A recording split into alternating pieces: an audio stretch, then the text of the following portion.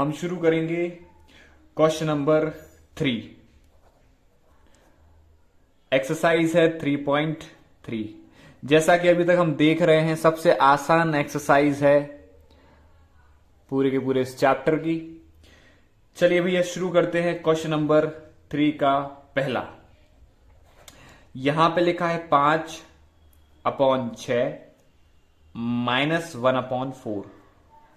देखो, जब भी हमें ऊपर कुछ कैलकुलेशन करनी है तो उससे पहले हमारा डिनोमिनेटर को सेम होना पड़ेगा। अगर मुझे डिनोमिनेटर सेम करना है तो बताओ कैसे कर सकते हैं सेम। 6 है, यहां पे 4 है, तो हमें एक ऐसा नंबर ढूंढना होगा जो दोनों के टेबल में आता है और सबसे छोटा है। इसको बोलते हैं लीस्ट कॉमन मल्टीपल, यानी कि दोनों के टेबल में भी आता है और सबसे छोटा भी है। तो सबसे छोटा होता है 12। यहां पे 12 बनाओ, 6 दूनी 12, और यहां पे 12 बनाओ, 4 3 जा 12। ओके, तो ये बनेगा 5 2 जा 10/12 -3/12। अब देख पा रहे हो कि यहां पे 12 हमारा बेस हो जाएगा। डिनोमिनेटर सेम है तो हम कैलकुलेशन कर सकते हैं। 10 में से 3 जाएगा तो बचेगा 7 और नीचे रहेगा 12। अब आप इसको और सिंप्लीफाई नहीं कर सकते, इसलिए नहीं कर सकते क्योंकि इसमें कोई भी कॉमन फैक्टर नहीं है। तो इसका आंसर होगा 7/12। तो हमारा क्वेश्चन नंबर 1 3 का फर्स्ट खत्म हो चुका है। अब आ जाओ क्वेश्चन नंबर 2 पर। क्वेश्चन नंबर 2 3 का सेकंड 11/8 -3/4। अब ध्यान से देखो भाई, यहां पे है 8, यहां पे है 4।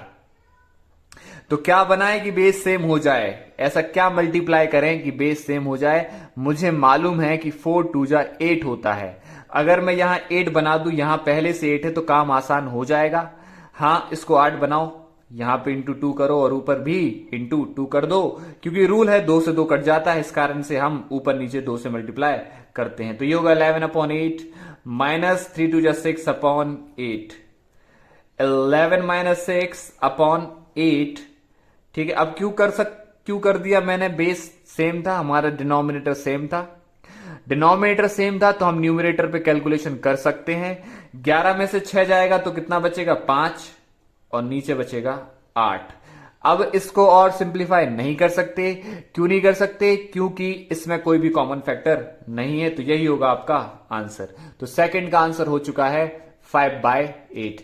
मेरी बात सबको समझ में आ रही होगी। अब आ जाओ क्वेश्चन नंबर 3 पर। ये आखिरी है थर्ड का। Third question number 3। Question number 3 क्या बताते हैं? क्वेश्चन नंबर 3 बोल रहा है -7/9 -2/3। That is my question. Okay, very good. अब आपको मालूम होगा, ब्रह्मा गुप्ता नियमों को अच्छे से समझा था, जाना था। माइनस इंटू माइनस होता है तो क्या होता है? हाँ बोलिए। हाँ, प्लस होता है। तो भैया ये है minus into minus, -7/9 minus into minus +2/3। अब मुझे डिनोमिनेटर को सेम करना होगा। डिनोमिनेटर को सेम करने के लिए मुझे क्या करना होगा? यहां पे 9 बना दो, यहां 9 पहले से है। मुझे मालूम है 3 3 जा 9 होता है। हाँ जी, तो 3 इंटू ऊपर करेंगे, 3 ऊपर, नीचे से भी मल्टीप्लाई हो जाएगा। तो भैया यहां बनेगा 7/9 माइनस का +6/9। अब क्या होगा? डिनोमिनेटर नीचे हो जाएगा 9, ऊपर कैलकुलेशन आसानी से कर सकते हैं क्योंकि डिनोमिनेटर सेम हो चुका है। -7 + 6। 7 में से 6 जाएगा तो कितना बचेगा? 1। हाँ, 1 तो बचेगा। देखो, एक आपको कॉमन सा लॉजिक बताता हूं, ध्यान से सुनना। हमारे पास बहुत बेसिक बच्चे भी आते हैं, तो मैं आपको बता देना चाहता हूं, जब भी अगर साइन अलग अलग होते हैं, यहां पे लिख देता हूं, साइन अलग अलग हैं, साइन अलग अलग हैं, तो क्या करेंगे? तो सबट्रैक्शन करें। तो क्या करें? सबट्रैक्शन करें। सबट्रैक्शन करें और बड़े वाले नंबर का साइन रखें। बड़े वाले नंबर का साइन रखें। जैसे कि यहां पर है -7 + 6। देखो बच्चों, दोनों के साइन अलग अलग हैं। तो हम यहां पे सब्ट्रैक्शन करेंगे। 7 में से 6 जाएगा तो 1 बचेगा, तो यहां पे आ जाएगा 1। अब किसका साइन रखेंगे? बड़ा वाला नंबर क्या है? 7। बड़ा वाले नंबर के साथ जो भी साइन है उसी को रखेंगे। माइनस का साइन है तो हम यहां पे माइनस को रखेंगे, तो यहां पर भी हमारा होगा -1 और नीचे तो 9 है ही है, तो आंसर आ जाएगा -1/9। That is your answer. इसी प्रकार से मेरा क्वेश्चन नंबर 3 के तीनों पार्ट समाप्त हुए। अब आ जाओ क्वेश्चन नंबर 4 पर। क्वेश्चन नंबर 4 है फाइंड द प्रोडक्ट। अब आपको मालूम होगा प्रोडक्ट का मतलब होता है मल्टीप्लाई करना। क्या होता है? मल्टीप्लाई करना। वैसे यहां पर साइन दिए हुए हैं आपको सवाल में एनसीईआरटी के, तो आपको ज्यादा प्रॉब्लम नहीं होगी। सवाल number 1, 2/3 into 3/10। Okay, this is your question.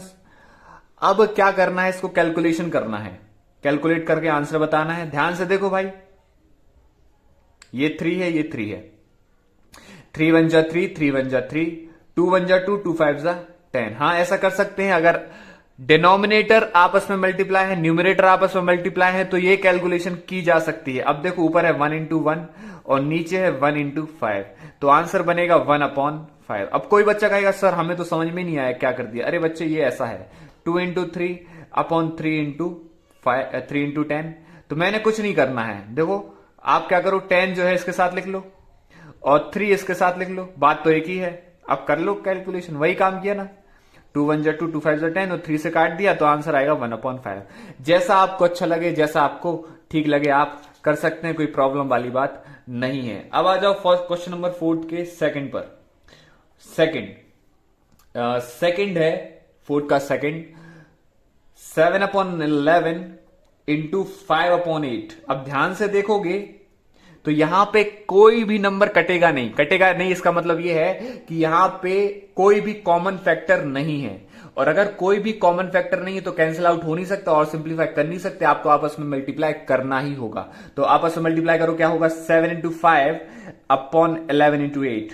बेटा 7 है, यहां 5 है, 11 है, 8 है, कोई भी चीज नहीं घटेगी। ये तीनों प्राइम नंबर हो गए, और प्राइम नंबर के केवल 2 कॉमन फैक्टर होते हैं, एक तो 1 और वो खुद नंबर 8 है। 8 से कोई कटने वाला नंबर है नहीं, तो हमें डायरेक्ट मल्टीप्लाई करना होगा। 7 5 जा 35 और 11 8 जा 88। That is your final answer. That is your final answer. अब आ जाओ क्वेश्चन नंबर 4 का पहला दूसरा हो गया है। अब आ जाओ तीसरा पे आ जाओ। तीसरा सवाल 4 का थर्ड है -4/7 इंटू 5/14। अब देखो, जैसे बच्चों ने देखा होगा 14 है नीचे और ऊपर 4 है, तो उनके दिमाग में एक घंटी बजी होगी कि भैया इसको तो हम 2 से काट सकते हैं वेरी वेरी इजीली। हाँ, बहुत अच्छे से काट सकते हैं, आपने बहुत सही सोचा है। 2 2 जा 4, 2 7 जा 14। अब जरूरी नहीं है कि इसको नीचे जाके लिखो, आपको अगर लिखना है तो लिख दो, कोई नंबर नहीं काटेगा आपका, लेकिन आप जल्दी से करो ना भाई, काय को देरी करनी। अब देखो, अब क्या होगा? ये होगा -2 इंटू 5। देखो, -2 को ब्रैकेट में इसलिए बना दिया है क्योंकि माइनस का साइन है, और माइनस का साइन जब भी होता है तब मुझे थोड़ा सा धैर्यता से काम करना पड़ता है, क्योंकि साइन में गड़बड़ी ना हो जाए, इस कारण से। ठीक है, हाँ। नीचे क्या है? 7 इंटू 7। अब देखो, माइनस इंटू प्लस, देखो आपस में ये दोनों नंबर मल्टीप्लाई हो रहे हैं, और माइनस जब प्लस से मल्टीप्लाई होगा तो क्या होगा? माइनस बनेगा, 2 5 जा 10 बनेगा, 7 7 जा 49 बनेगा। यही आपका आंसर है। इससे ज्यादा सिंप्लीफाई नहीं हो सकता, इससे ज्यादा सिंप्लीफाई नहीं हो सकता। आपको इतना ही छोड़ना होगा आंसर को। इसके साथ अब हम आते हैं क्वेश्चन नंबर 5 पे। ठीक है, क्वेश्चन नंबर 5 क्या बोलता है? क्वेश्चन नंबर 5 है फाइंड द कोशिएंट। अब ये नया शब्द आ गया है, फाइंड द कोशिएंट। कोशिएंट का मतलब कुछ नहीं है, जैसे ये आंसर निकाला है वैसे ही आंसर निकालना है। ठीक है बच्चों, चलो भाई निकालते हैं। 2/3 डिवाइडेड बाय 3/10। अब देखो, इसमें क्या खास बात है? इसमें खास बात यह है, ये डिवीजन है बेटा। अभी मैं इसको क्या करूंगा? 2/3, जब भी मैं इस डिवीजन को मल्टीप्लाई में चेंज करता हूं, ये याद रखना, जब भी डिवीजन मल्टीप्लाई में चेंज होता है तो रेसिप्रोकल हो जाता है। ये वाला नंबर का रेसिप्रोकल हो जाता है। ये क्या हो जाएगा? रेसिप्रोकल हो जाएगा। ये 10 और 3 यहां पे लिखता हूं हिंदी में, ध्यान से सुनना। मैं क्या बोल रहा हूं? मैं ये बोल रहा हूं, जब भी डिवीजन का साइन मल्टीप्लाई में चेंज होता है या होवे करे, मल्टीप्लाई में चेंज होता है तो नंबर का रेसिप्रोकल हो जाता है, नंबर का रेसिप्रोकल हो जाता है। यानी जो नंबर है उसका शीर्षासन करवा दो भैया। शीर्षासन यानी कि पैर ऊपर सिर नीचे। तो ये देखो, ये पैर होगा, ये सिर नीचे चला गया।